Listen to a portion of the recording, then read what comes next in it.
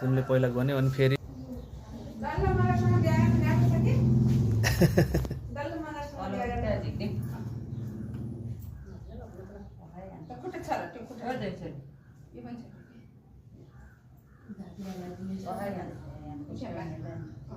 यत्रो मोटो सिक्नु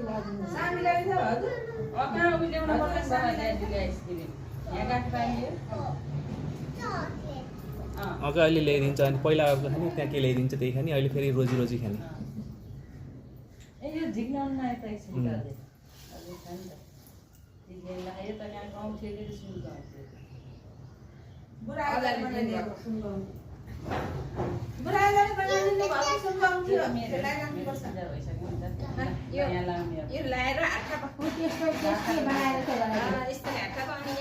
यस्तो गर्नु रहेछ।